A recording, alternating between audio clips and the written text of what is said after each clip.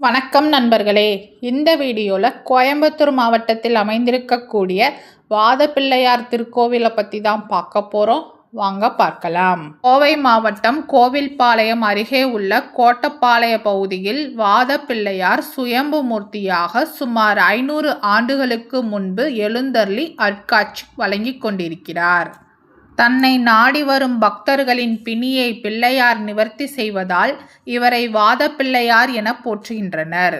வாருங்கள், இவரை வழிபடும் முறையையும் இவர் நிகழ்த்தும் அற்புதங்களையும் தெரிந்து கொள்வோம்.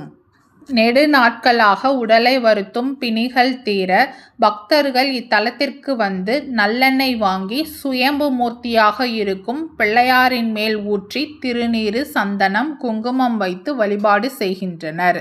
மேலும் விநாயகருக்கு இடப்புறத்தில் 2 சூலங்கள் உண்டு. அவ்விரு சூலங்களிலும் நூல் சுற்றி வழிபாடு செய்கிறார்கள்.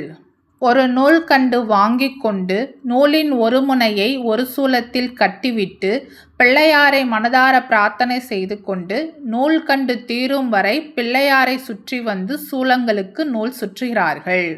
சூலத்திற்கு நூல் சுற்றும் போது நம் உடலை சுற்றிய பிணிகள் நீங்கும் என்கிறார்கள் பக்தர்கள். மேலும் நோய் பாதித்த பகுதியின் மேல் சுவாமியின் மீது படிந்திருக்கும் நல்லெண்ணெயை எடுத்து தடவிக் கொள்கிறார்கள். இங்கனம் வழிபடும் பக்தர்களின் வாதம், கால் எரிச்சல், நரம்பு பலவீனம், மூட்டு நோய் போன்ற உடல் உபாதைகளை குணமாக்கி பிள்ளையார் நல்வழிப்படுத்துவார். இவரின் அருமை உள்ளூர் மட்டுமன்று வெளியூரிலும் பரவியுள்ளது. எனவே வெளியூர் வாழ் பக்தர்களும் ஆர்வமுடன் இவரை நாடி வந்து வழிபட்டு செல்கிறார்கள். பிணி நீங்கி இன்பம் அடைந்தவர்கள் பொங்கல் செய்து பிள்ளையாருக்கு படைத்து நேர்த்திக்கடனை நிறைவேற்றுகிறார்கள். இக்கோவிலில் வைக்கப்பட்டுள்ள நோட்டு புத்தகத்தில் தான் உணர்ந்த அனுபவங்களை பக்தர்கள் குறித்து வைத்தும் செல்கிறார்கள். சுயம்பு மூர்த்தியாக எழுந்தருளிய பிள்ளையாருக்கு சில ஆண்டுகளுக்கு முன்பு சால விமானமும், வாதப்பிள்ளையார் சன்னதி அருகே வலம்புரி கற்பக விநாயகரையும் நாகரையும் பிரதிஷ்டை செய்து இப்பகுதி பக்தர்கள் வணங்கி வருகிறார்கள்.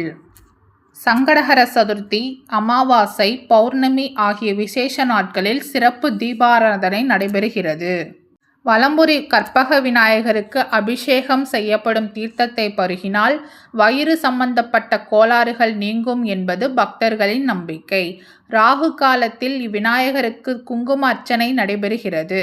இந்த அர்ச்சனை செய்பவர்களுக்கு வியாபார அபிவிருத்தி, குடும்ப நிம்மதி, கல்வி, செல்வம் போன்றவற்றை விநாயகர் அருள் புரிகிறார். பிணியால் வாடும் பக்தர்கள் உடனே வாதப்பிள்ளையாரை நாடி புறப்படுங்கள். உங்கள் பிணிகள் அனைத்தும் தீர்ந்துவிடும். இந்த வீடியோ உங்களுக்கு பிடிச்சிருந்தா லைக் பண்ணுங்க, ஷேர் பண்ணுங்க, சப்ஸ்கிரைப் பண்ணுங்க. மறக்காம அடுத்து எந்த கோவிலை பற்றி பார்க்கலான்றதை கமெண்ட்ல சொல்லுங்க. நன்றி மக்களே.